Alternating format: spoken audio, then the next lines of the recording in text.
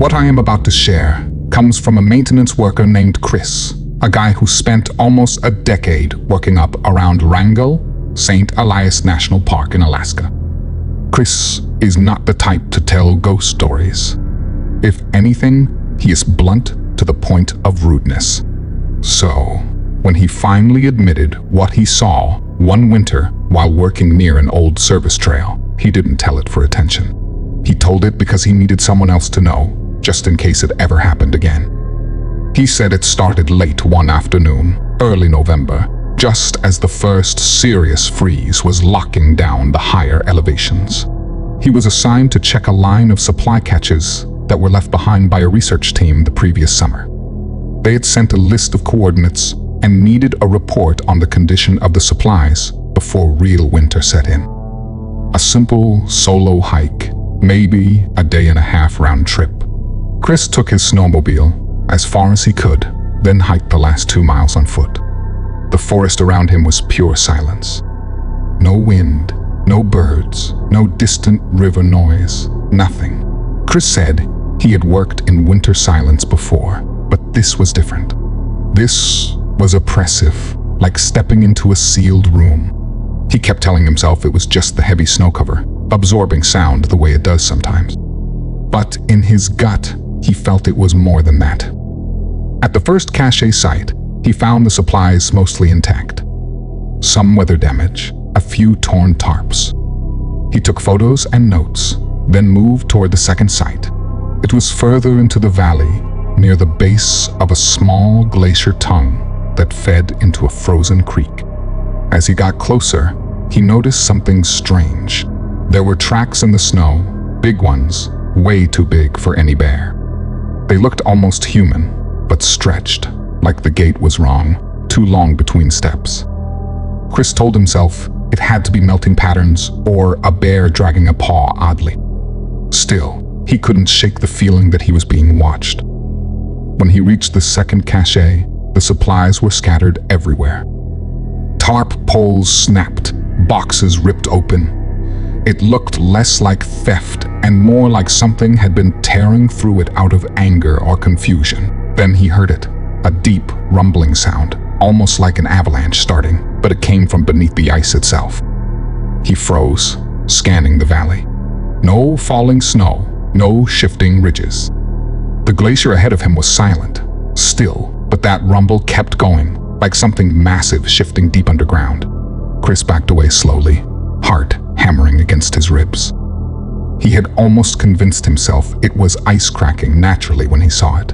A depression forming in the frozen creek, a sinkhole opening, and then something moving beneath the surface, something massive. He described it as a shadow, sliding under the ice, bigger than any bear, longer than any moose.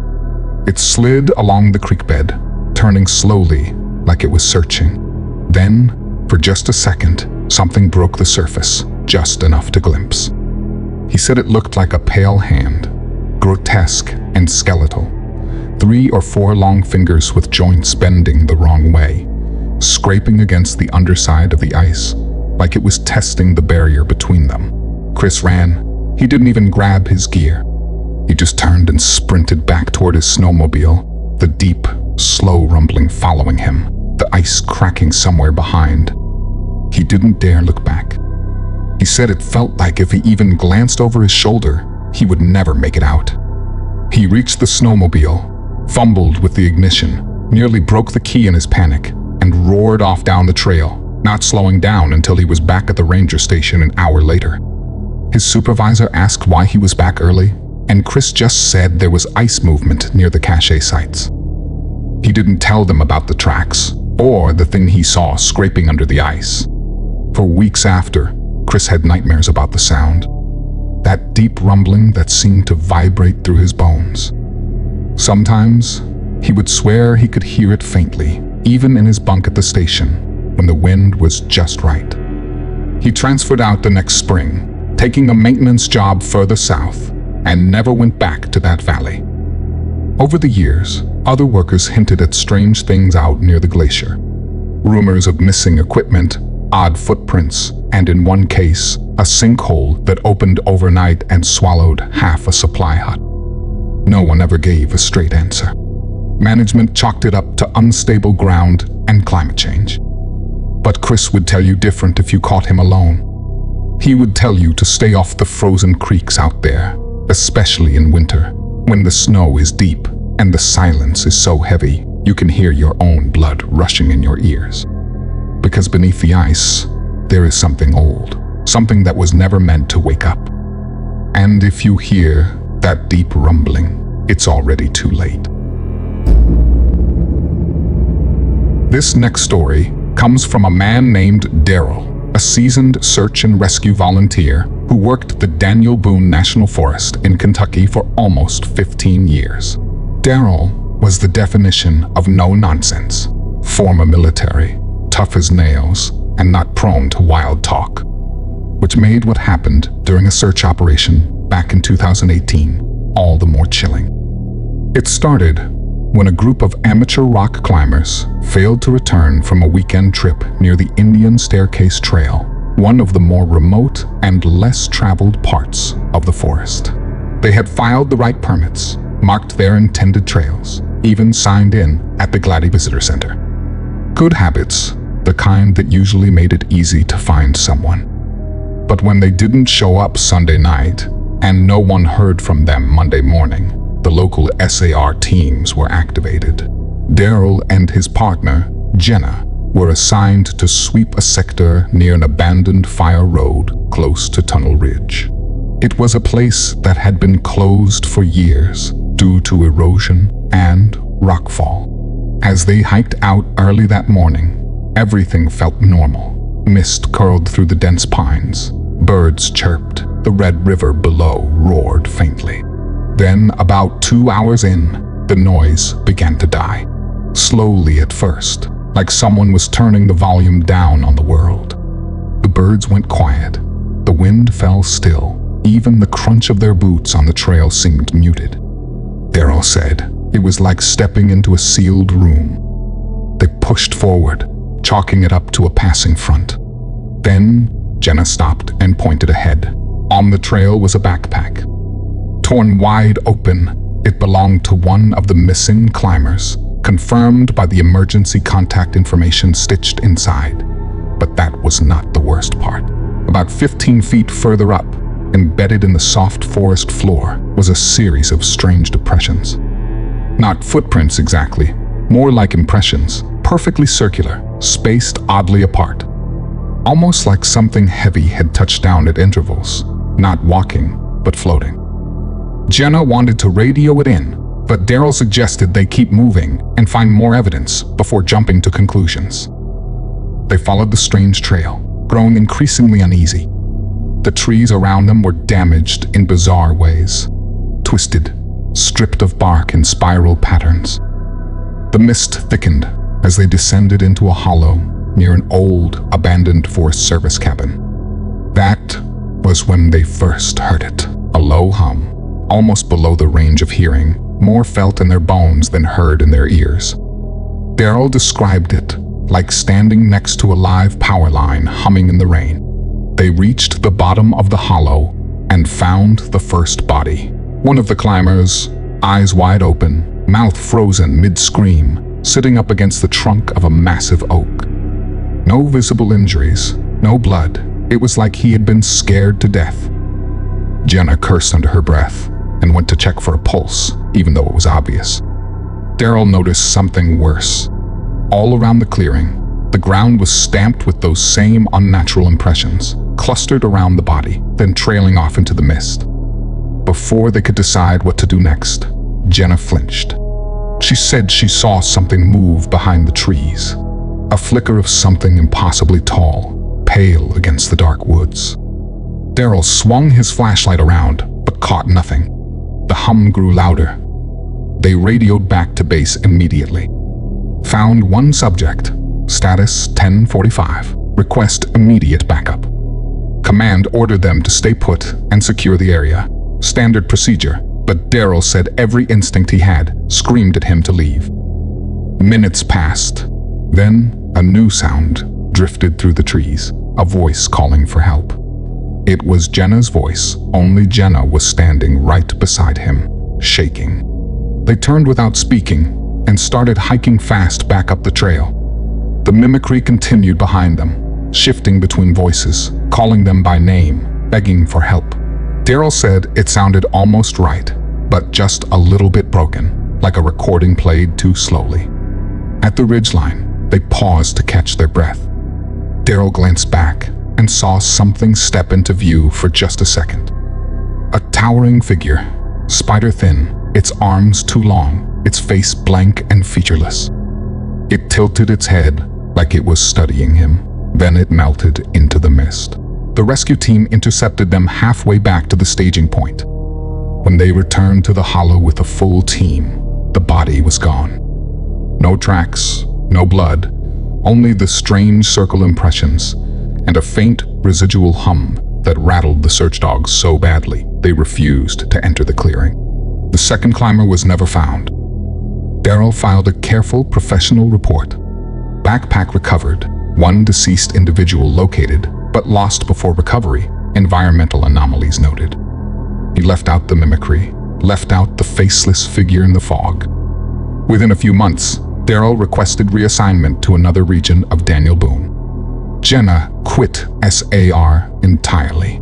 Sometimes over coffee, if you catch him in the right mood, Daryl will tell you that there are places in those woods where the trees seem to lean away from something, where the ground hums without cause, and where the forest itself feels like it is waiting for you to slip up.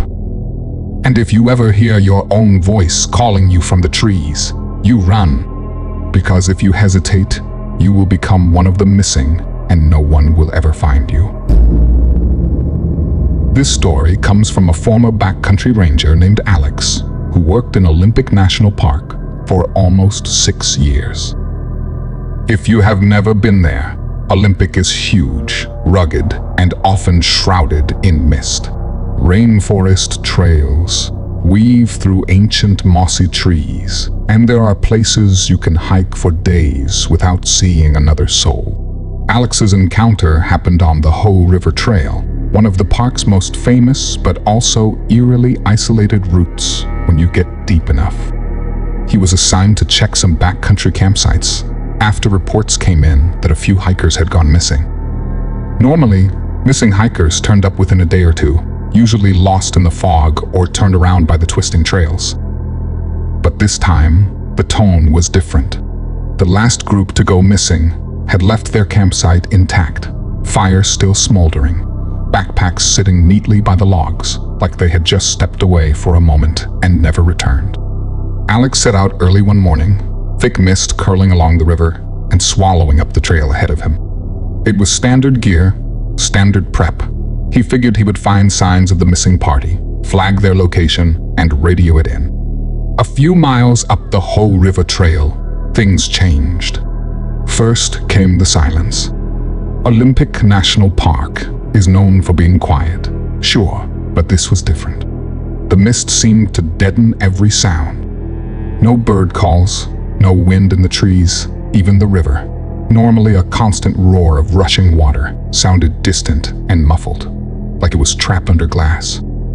Alex's boots made no sound on the wet trail. He started to feel like he was moving through a painting instead of the real world.